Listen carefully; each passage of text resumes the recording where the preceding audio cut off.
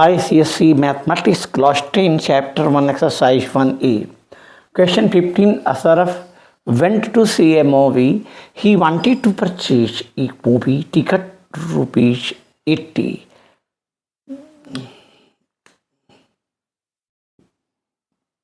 For rupees 80. As the ticket for rupees 80 was not available, he purchased the ticket for rupees 120 of upper class. How much extra GST did he pay for the ticket? GST for a ticket below rupees 100 is 18% and GST for a ticket above rupees 100 is 28%.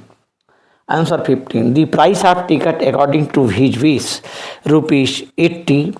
The GST of ticket is 18% of rupees 80 is equal to 14.40. When he purchased upper class ticket, the price equal to rupees 120.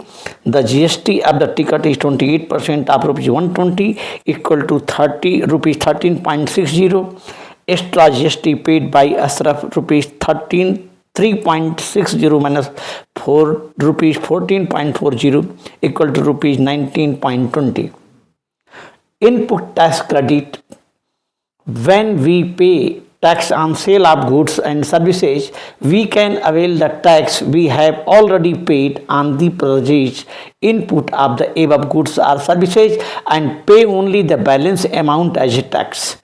Notes: input tax includes CGST, SGST, IGST paid on input goods, input services, etc.